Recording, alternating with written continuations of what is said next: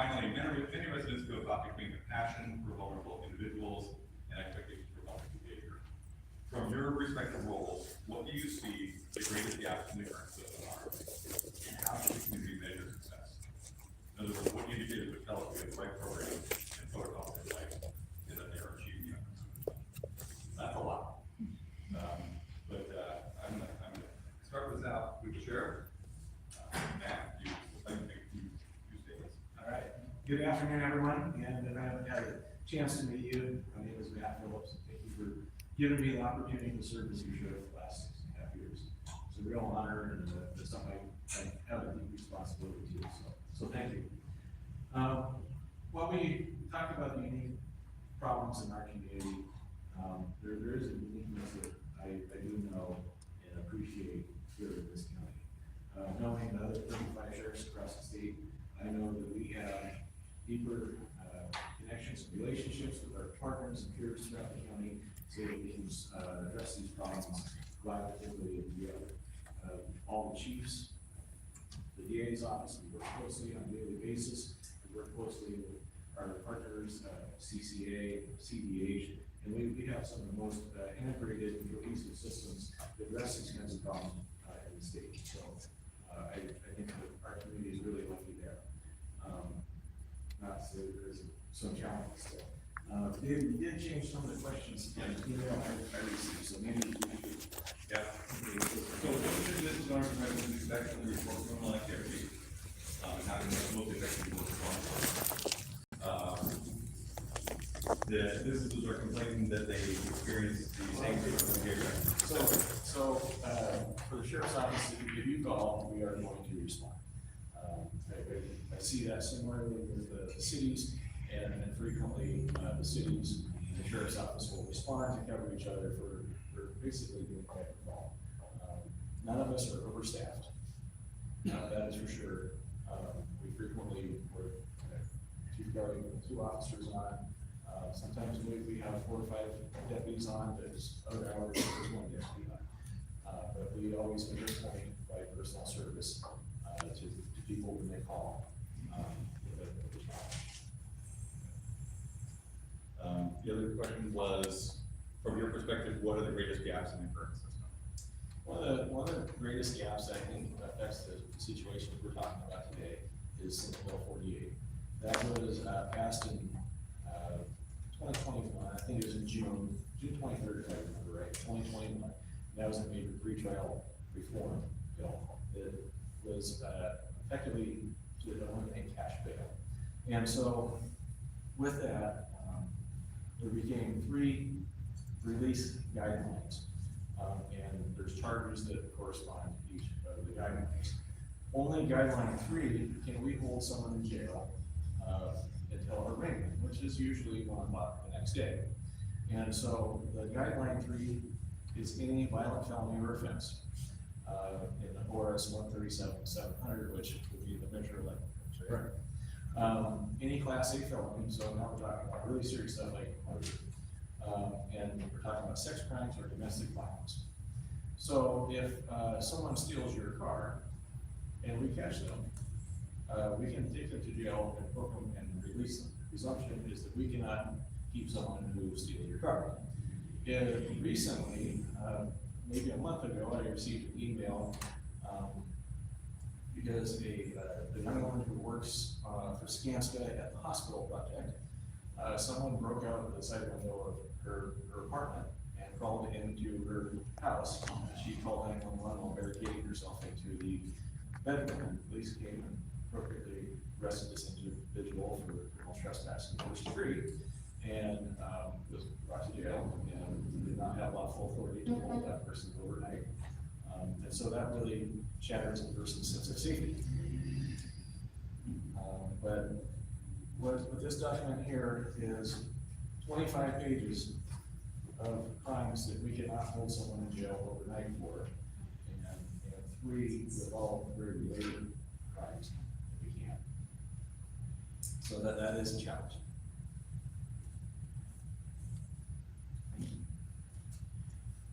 Chief Kelly.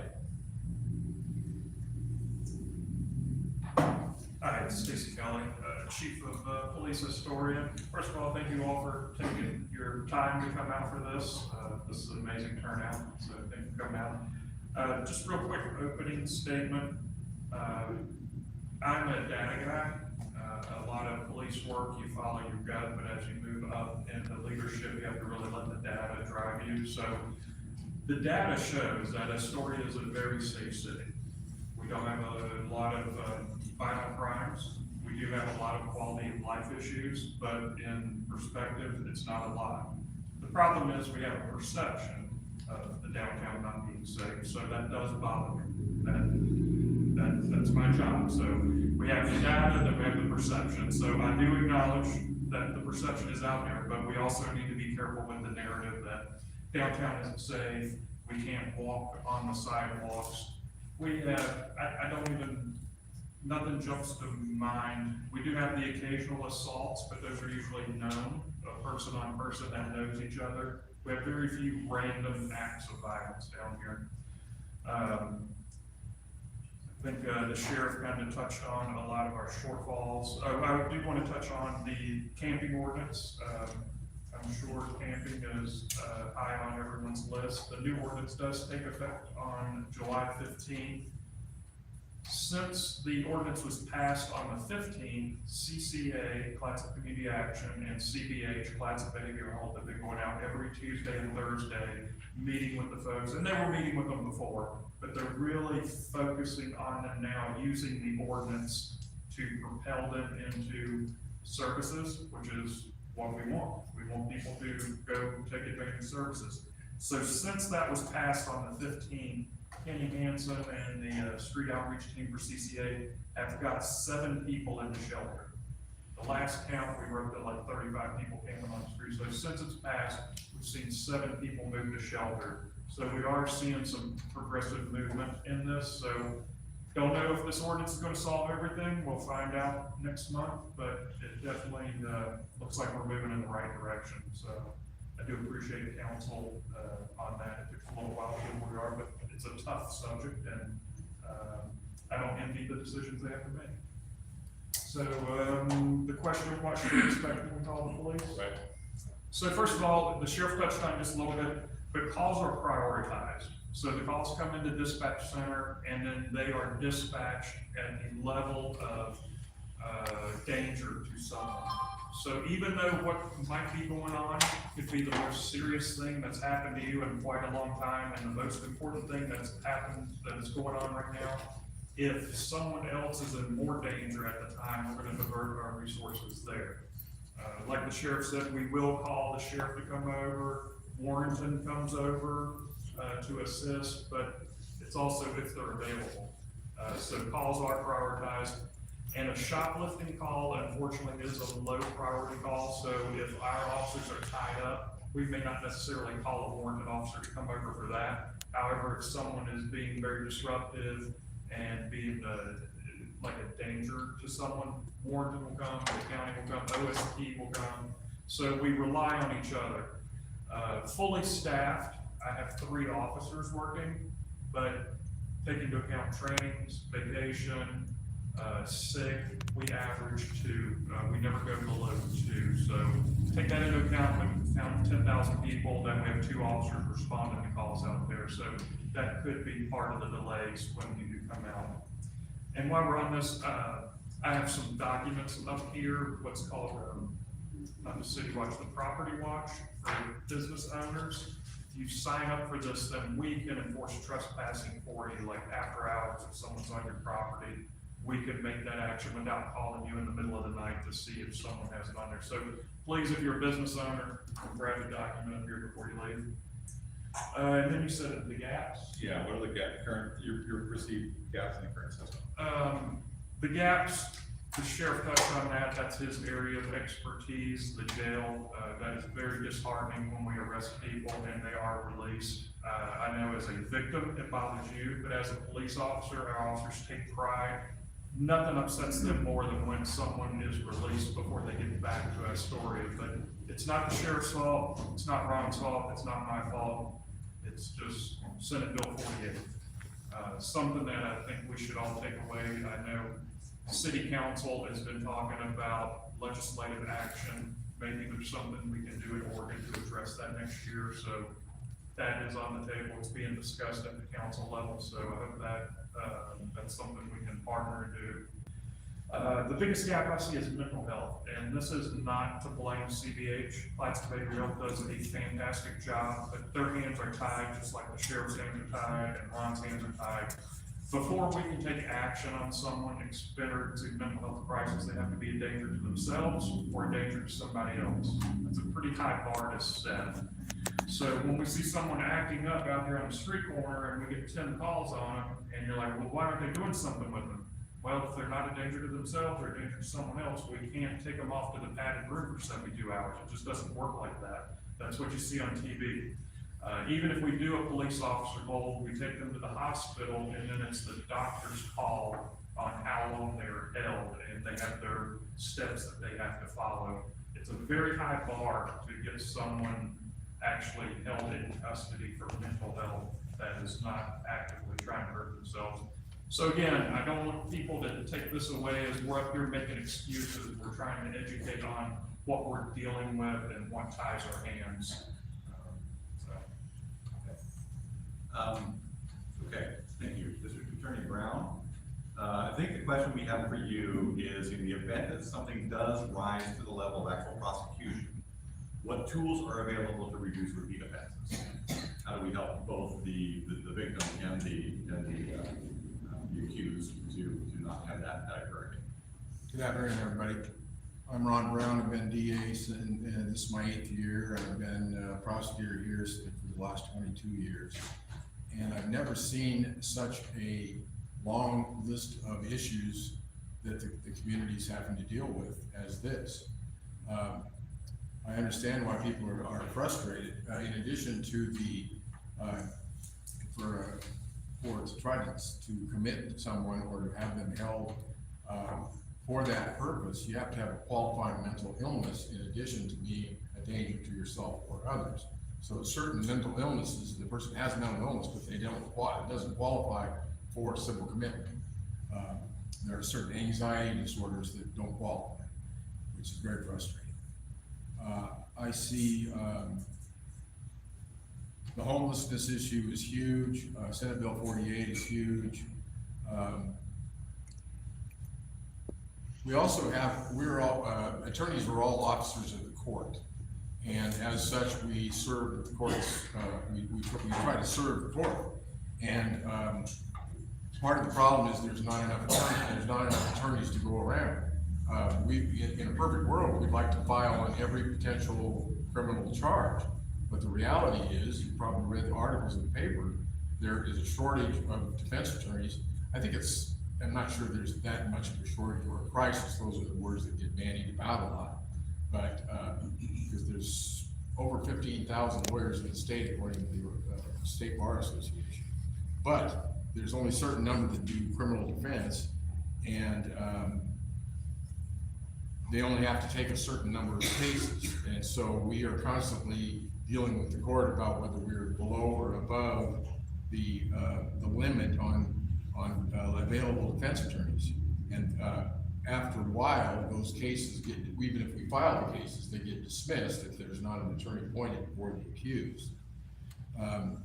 As to how do you stop, we call it recidivism in the criminal justice system. How do you keep a person from reoffending? Well, I've been an attorney 47 years, and we've been dealing with that mostly on the alcohol level. When I first started out, booze was kind of the one major problem, and people that had booze problems, and eventually turned into a methamphetamine problem. People that have those kind of issues, it's tough to deal with them. And so it's a question of the person wanting to change their life. Some people do, some people don't.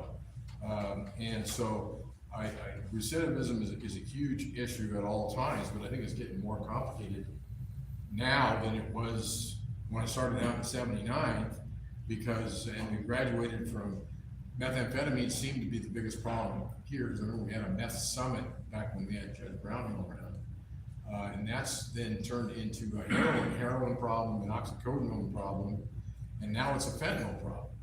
And each one of these drugs they're all drugs, but each one of these drugs is tougher to cure a person of. I've talked to the jail, and the withdrawals from fentanyl are worse than heroin, and that's really bad stuff. And so it's difficult to break the chain of committing crimes again if you can't somehow break the kind of bad habit the person ends up having. And CBH does a good job, Clatsop Behavioral Healthcare does a good job, but they've only got a finite number of resources. We could probably use 2 or 3 times the resources for the people. We started a deflection program. Clatsop County has a good deflection program. It's a statewide program, and we've been part of that for almost 2 years now, about pretty close to 2 years. And that's making a dent in the drug problem, but people have to voluntarily want to go into it, as I say, which is a difficult proposition, and want to do something about it. But we do have our foot in the door to a certain extent with the deflection program. We would all like to see that broaden to allow more people into it, to allow more funds to be dedicated to it. But the problem that I see is you're trying to, oops, sorry about that. Yeah, maybe I should take that. I know that the DA-elect Dawn Buzzard, who couldn't be here because she's got a trial today, is going to be part of whatever the fix is going to be. It's going to take all of us, and it's going to take some changes in the legislature. I'd say it's going to need we need additional funding for homelessness and for treating drug addiction. And I just don't know, having been a public servant all these years, it's very hard to get your budgets increased. So I think hitting hard with the legislators and the but I think it's going to take some federal money and some state money to help us out here. So Ron, you've addressed you suggested the gap in the system is funding for deflection programs and things like that. Yeah. Yeah, would you speak to the deflection program a little bit? Yeah, so our deflection program is pretty much recognized as a model in the state. And our team has been asked to present to other counties on how we model our program and some of our successes. There's 2 tracks to get into it. One is if you are found in possession, or you have are charged with a low-level crime that's related to your substance abuse, you have the opportunity to seek treatment, supportive treatment through CDH. And if you make good progress throughout that program, you can gradually your charge will be dismissed. If you don't do the program, then you could end up going to court and convicted, and then you would receive treatment through community corrections. So that's full probation. The other track is we offer to anyone that has a problem and is willing to change. So we have peer support staff that reaches out, peer mentors, I guess, from CBH that reach out. They have lived experience, they've been through addiction and recovery, and they really build strong relationships and rapport with folks and get them engaged in the program. And what we're seeing is about 80% of the people are engaged in the program, and that other 20% are not. And then we're graduating about 60% of the people in the program. And there's been some amazing stories of people that have really changed their lives through this program. So I'm really proud of that. As far as changing behavior, recidivism, the whole point of law enforcement is to change behavior. Sometimes just, you see a cop right by you, look down at your speedometer, and you slow down, right? That's a change in behavior. Maybe you didn't see us, we got to pull you over and have a conversation. Maybe that changes the behavior. Sometimes, it's a ticket. We got all these arrows in our quiver that we can try to address things. But when you come to jail, I have a responsibility trying to make people a little bit better when they leave. So our staff model good behavior. For them, one of the things that we're also kind of leaders in is our medication-assisted treatment program. So people with opiate addiction, they get screened when they come into the jail. And that's called a COWS assessment, both opiate withdrawal syndrome assessment, and then, we know how to help them through the withdrawal process. We have a prescriber that prescribed epinephrine, we do methadone in the jail, and we get people where they're feeling better because the withdrawal is so terribly agonizing, right? We medically manage that, keep them safe while they're in our custody, but also start to engage in their treatment while they're in jail. Our program with CBH, they provide the treatment, we provide the medication dispensing, has been really successful. And one of the things we use is called contingency management, and there's small rewards for engagement. So in the jail, like a candy bar for being willing to come to a treatment session. Over time, we provide less of the contingency management because people buy into the program. The success we were achieving got the notice of Oregon Health Sciences University, which was funded by the Opiate Settlement Board to do a study on our program and how contingency management helps people stay engaged in treatment once they're released and continue seeing their counselors while they're out of custody. So we've marched into the area here, and again, this is a single track of the larger question here, right? We're talking about enforcement, we're talking about criminal justice. The resources that we have in the community, and again, without CDH and the resource providers here, in your experience, are we lacking significantly in any resources that would be added to what we do to help people out? I mean, do we have enough shelter beds of low and high barrier? Do we have enough treatment facilities? What are we missing? Well, now you're going to think I'm just too Clatsop County's horn, but our county has been really successful in creating shelter beds. There's a point in time survey that's done regularly that shows consistently, unfortunately, that Clatsop County has got the highest per capita homelessness rate in the state. And in the last few years, collaboration with the county and cities, we've created 228 shelter beds countywide. And that's equivalent to one for every 180 residents. And they're pretty much full. Right, so all of us, we've been very proactive trying to create beds for people in need. And we're committed to maintaining those beds and being really responsible with the limited funds that we have to give to our partners to keep those in place.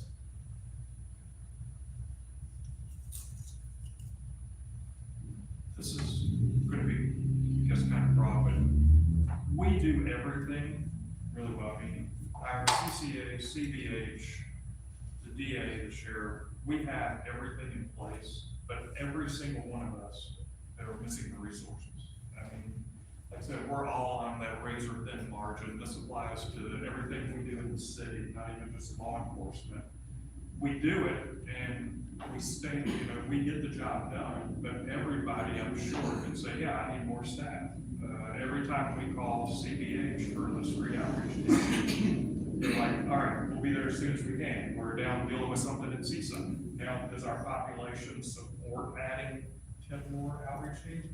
Probably not. But could we use a few more? Same thing with, I'm sure the sheriff could use more deputies. I know I could use more police, but is it practical with our budgets and the way the tax system is set up in Oregon? We can't generate more funds to pay for the bodies, and people are very, very expensive. So what we're doing in this county is amazing with the resources we have. But if you're asking the question, I say we could all use more resources to build that up. So I think we have all the pieces in place. Okay. One last question for all of you, but probably for Chief Kelly, because you said you're a numbers guy. The question that was raised by a number of our members is seeing the same people all the time for the recurring crime. I know we said this a little bit, but is that true? And if so, do the resources that we have, will they ever solve that? Not without some legislative changes. The story that the sheriff started with that gentleman that broke into the lady's house 2 weeks before that, he broke into Pier 39. A week after he was released from that, he was breaking into cars over here by Galactic. So there is a very small number of repeat offenders. And what is driving that is mental health, drug addiction. So again, all of this kind of ties together. If we can catch them back here, you know, if deflection, if deflection can grab one or two of those people and get them off the drugs, if we can get the mental health. So yeah, there are a few people that they're low level crimes, so they're not being sent to the state prison for 10, 15 years. It's just, there's not a tool to put them away. You know, it's not like the old days, you know, 3 strikes you're out doesn't apply to lower level offenses. And might be, I'm sure Ron can expand on how that works and the shortcomings of the criminal justice system on that end. The criminal justice system is just not equipped to deal with the kind of issues we're talking about here.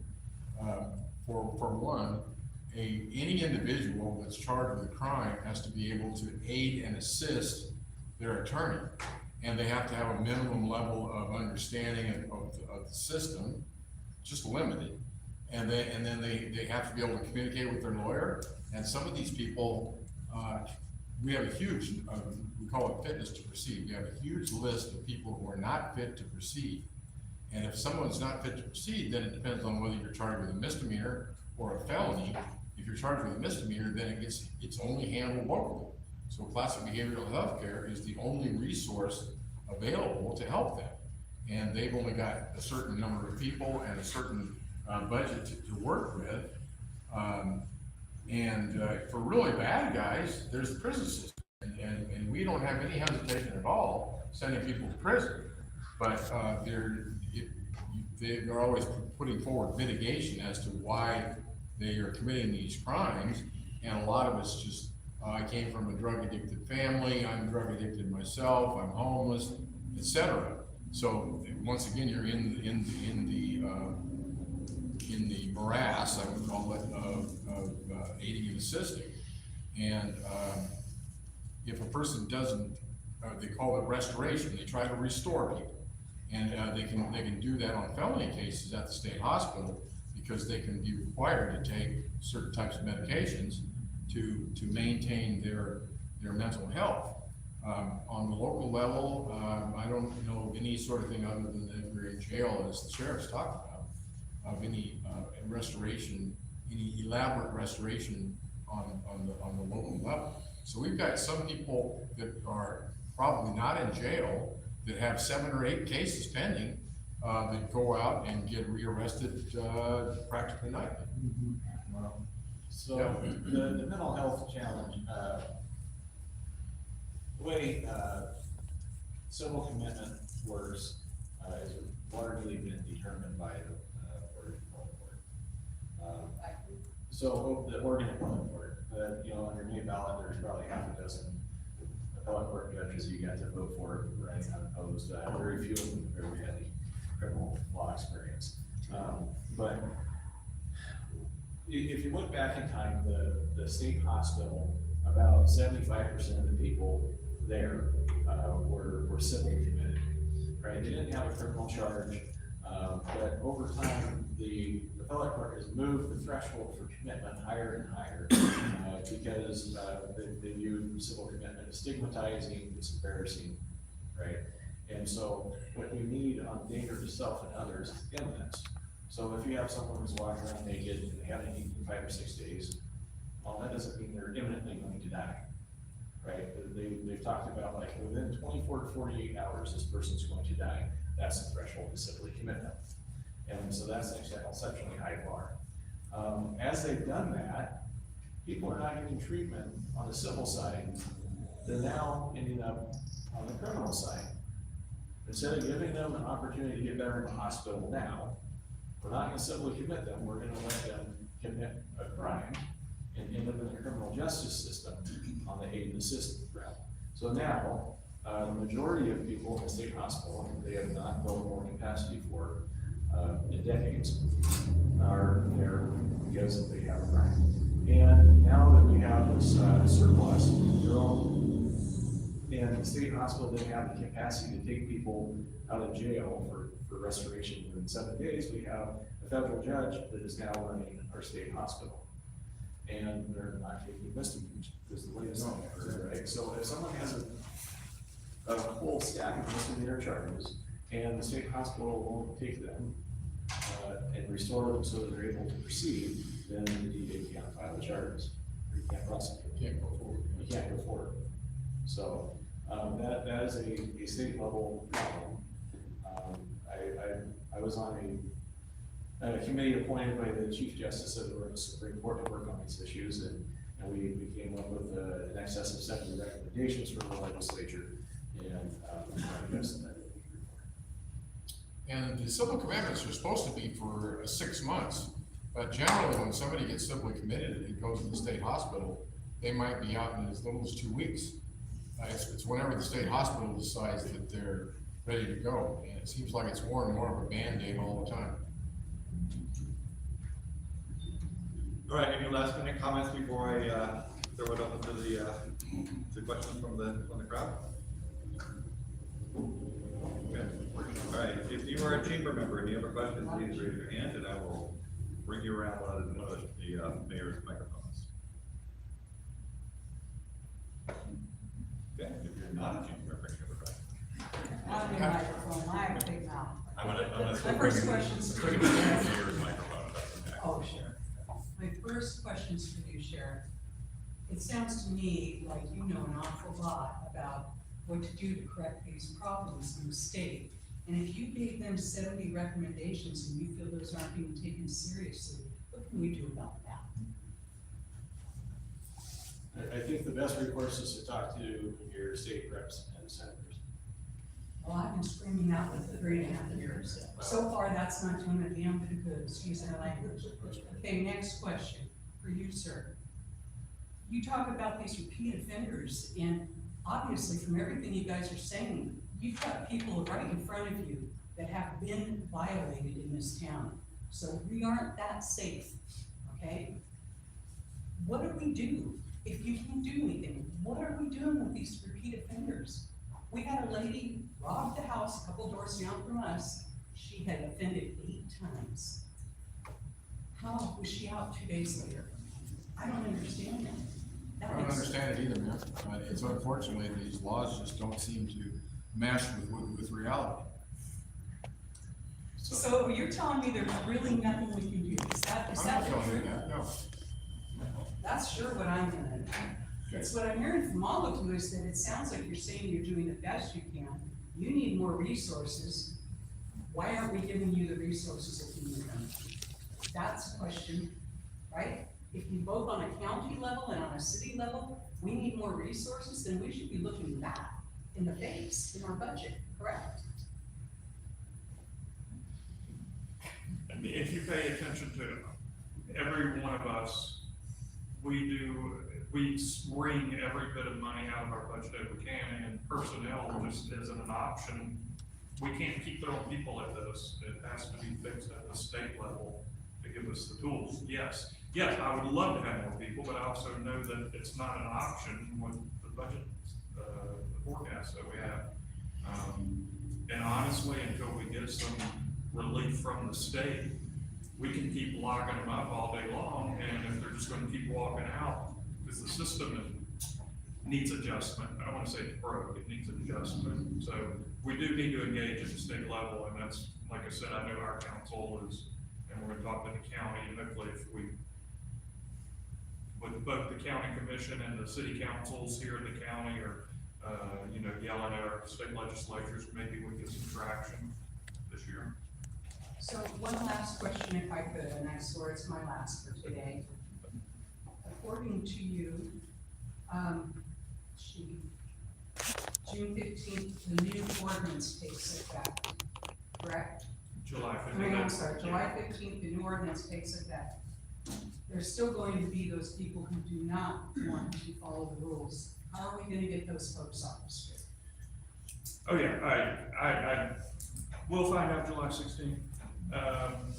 I'm trying to stay positive with this is the best solution we have, but I was just talking to Chief Day in Portland yesterday, and, been dealing with this a lot longer than us.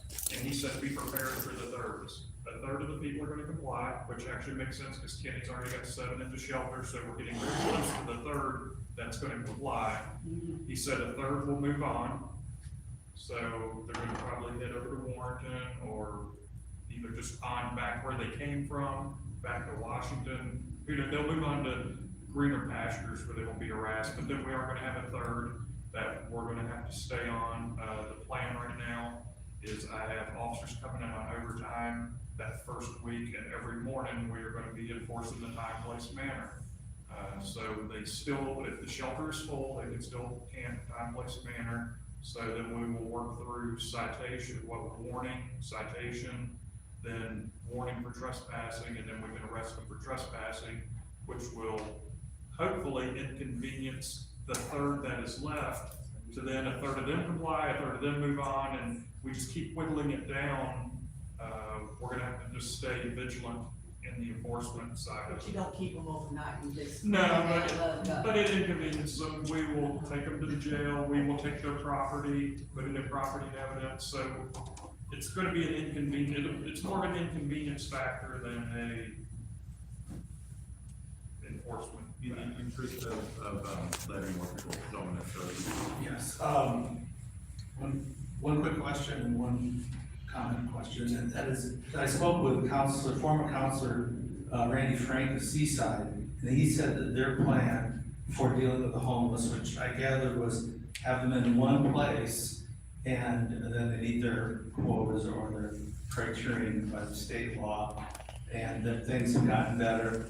I don't know if any of you know about that or affirm that or comment that. The other one is, which I've heard, are other communities in like the state of Washington or California giving bus fare and bus passes to people who are homeless or mentally ill and sending them to Astoria? So the Seaside camp did work, but if you follow, they are experiencing problems with that third that doesn't want to comply, that are chasing them around the dunes now. So they still have a camping issue, but it's not as bad as it was. And yes, people get sent here all the time, people get dropped off here because we have the resources. Washington State Police, there's no resources on that side of the bridge. So if they run into somebody that needs something and requests a ride to get to a shelter, they will drop them off here, and you can go down to the bus station, the bus from Portland, every day, well, I don't say every day, but weekly, people are getting off from the bus, and that ticket isn't very expensive, so I don't know if they're being shipped here or if they're coming on their own, but we do see a lot of people coming from out of town. I just have to speak frankly. That's upsetting, because I mean, it's kind of like in quality of life, well, we want to keep ours, and we don't care about yours, so you're Oregon, you're Astoria, you take them, because we got the kindness and the resources. But it just that just doesn't sit well with me. Just export your problems. I'm with you all. Sorry. With you all the way on that one, sir. So, Chief Kelly, I have a data question. So I think, I know myself and some others might question data, so I think some help on interpreting how you're collecting data. My questions are calls to 911 and non-emergency, are those tracked and how are those reported? Number two, if it's an officer dispatched, is that tracked and reported in the same set of data or a different set of data? And three, does the outcome of those calls and dispatches get tracked and reported? And number four, is there missing data that makes us look like we're not having as big of a problem as many of us that literally drive around every day and look and listen to the stories are hearing versus the data you're collecting? Thanks to the sheriff, he really pushed us through and got a grant for us. We have a brand new CAD, computer-aided dispatch, and RMS, records management system, that talk to each other. So CAD is the dispatch side of it. Records management system is the law enforcement, and and then there's a jail side as well, but so the entire county, we're all in one system. And anything that comes into 911 is recorded and documented. Then that's from dispatch to officer being sent out, and then the officer has the option of putting a note in there in the call, which is documented, or he takes a report. So yes, everything's tracked coming in. The answer to your question number 4 is if we don't know about it, then it's not tracked. So I hear the shoplifting story that was done by the Daily Astoria, and a lot of shop owners are like, well, we don't call.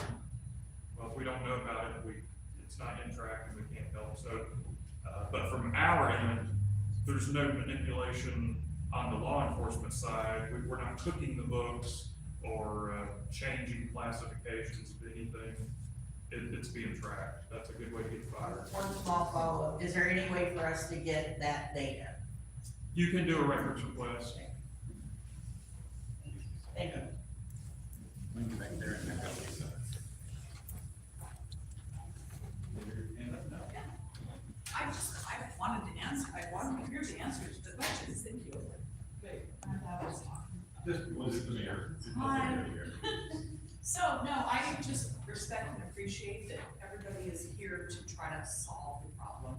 Because we are all vested in this community, most of us own property here, and we want to keep it a utopia why we moved here in the first place, or if you were born and raised here.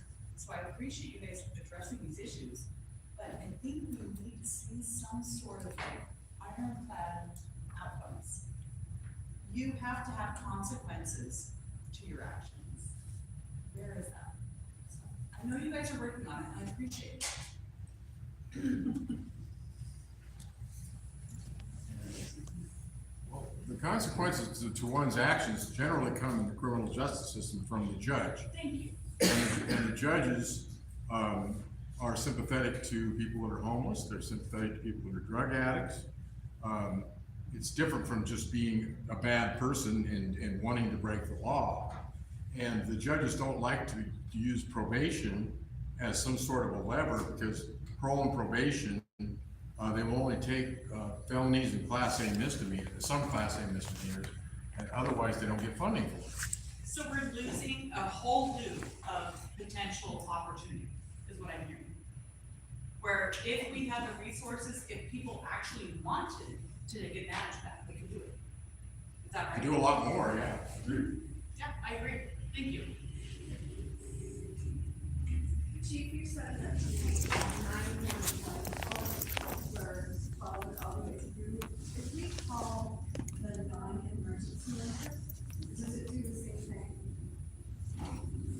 Yes, you're talking to the exact same person, it just comes in on a different phone line, but it is recorded. Everything in there is recorded and documented. It goes all the way through. Yes. That's when we. We were right on, 12:50, so if you have any last minute comments up there, and you can wrap up, otherwise I will do that and stuff. One last question, yeah. please. Is there gonna be another meeting? This was kind of a tough one to be for 40 minutes or 50 minutes. I have one Day, question. nobody was announced. I know I have questions.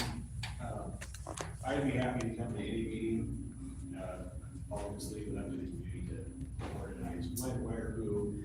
Basically, there's a lot of business people that are working for their lunch hour right now to business. They were able to maybe today, something after hours perhaps, where the chamber could put together sooner than later. We'll take it under advisement, Jeff. I've got a lot of things on the agenda too, but yeah, we can Yeah, talk about and, it for the agenda as well. One question. So the chamber is our lifesaver for this concept then, is that? So, well, so, first of all, I thank you all for showing up, but Dave, so there was a letter that kind of got this going, and the sheriff and David talks like, hey, let's get something going, so this, it may not be perfect, but it's something, it got us going. I know the last time Quinn and, City Manager Spence and I met with a business, we put it back on the business, said, hey, you all organize it, the Downtown Association, and we will support it. So, yes, I think if someone, just like what the sheriff said, and Quinn kind of has that same philosophy, is if a a couple businesses come together, want to do something, because you don't get turnout at the downtown association because it's too early. You don't get attendance here because it's at lunchtime. So, yeah, so if a group of people wants to get together, I mean, we'll do our best to show up. There was a Maybe all three of message, us. there was a message floating that this was gonna happen again at 6 o'clock tonight here. Is that not true? That is not true. Not true. Can I just make a quick comment? I just want to say that my husband and I met with both of you, and you have both been transparent with us, and we have appreciated that. And I really appreciate how hard everybody is trying, but it sounds like we're really lacking the right support from the state. And that is tying everybody's hands up, and it's so not okay. So somehow all these people with a lot of smarts have to figure out ways around it. And there's got to be, because these people are suffering, these owners of businesses. I work part-time in one of the little shops just for fun, and you can't believe what these shop owners are going through. It's terrible, and it needs to stop. That's. All right, thank you. That brings us to 12:50. Thank you all for being here. I appreciate it. Thanks for accommodating the So, we're at the county building. I want to interview people because I think somebody wants to keep talking. But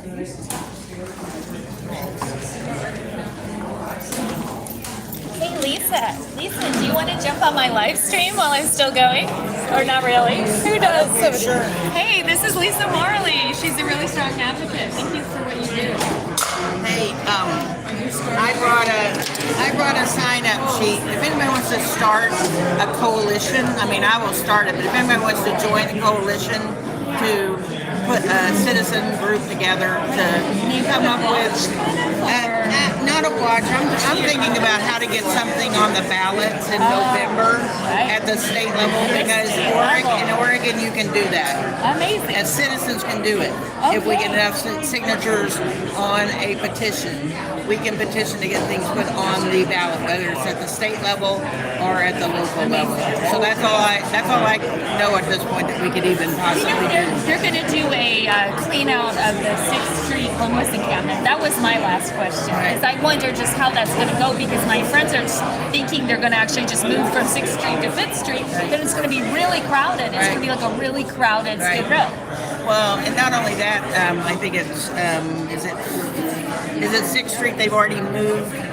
Most of them have moved actually literally onto the parking lot on the Riverwalk. Yeah. On that side of the Yeah, fence. there's a lot. The other information I'd like from anybody is any specific examples that you have of stories. Testimony. So I heard 2 days ago or yesterday that the trolley was moving and they had to stop for a woman that was passed out on the track. Oh my God. And they could barely get her off. I don't know if that guy called into police. That's why I'm asking how to get records. Right. So that we can put together our database of what they have and other stories we can verify that we have, we can say, we know for a fact this happened. We've got to get more data. Right. I pieced together the story about the woman who had to barricade herself. I know the gentleman who did that. He had about 6 pending charges that were dismissed through the fitness to proceed docket. So when he was reoffending, Floyd Holcomb was upset about the Pier 39. And then when he broke into that didn't have to happen. That woman didn't have to be terrorized. And I've tried so hard with her. I have tried to get in. I did appreciate very much the actual laws, the definition of the actual laws, not just the camping laws, which is all that helped. That the city council always seems to talk about. What they can arrest for and what they can't. Because the more informed we are, the more we can be helpful. Because a lot of them just have this lock them up and they don't realize the law has disempowered. 100%. Yeah, that was very helpful. Oh look, the newspaper reporter is interviewing the chief of police. Okay, thank you. That was awesome. I'm glad you were doing that because I was recording. Yeah, and we can send it around Facebook or wherever somebody needs to see that. Okay, great. Hey, Chief, do you know what's up with the 6th Street camp? You want to be on my little live stream? Woo! They're just were posted because they're too close to the trolley track. Yeah, that makes sense. And well, they're mostly going to move to 5th, is what we're afraid. And Or they just move wider further crowd. back. Or they just move further back. Okay, on the tracks. Okay, sounds good. Okay, thank you. All right, anybody else want to talk? Woo, there's Kenny Hansen. Oh, let's go say hi to Max and Hannah. Max and Hannah, hi, nice to see you. You want to say hi to my live stream or not? Oh, yay, thank you for being a hero. Good to see you. Hey, Kenny. I'm having fun with the stream. Maybe we can send it around Facebook because there were so many people who couldn't be here. Yeah, that was good. I like it that it was short and sweet. Hi, how are you, Sergio? Good to see you. Okay. Okay. And then Josh. Josh, you want to say hi to my live stream? Hello. Good to see you. Thank you for speaking. Hi. Amazing. Mary. Oh, Mary Mary. Yang. Yeah, Nice good to to see see you. you. Thank you for Yeah. your voice. Oh, well, Yeah. I talk. I don't know if I have any voice, but. Do you want to say hi to the film? Oh, The live stream? Oh, Just, no, no. Okay. But yeah, everybody just keep. Yeah, keep trying. Okay, that was great.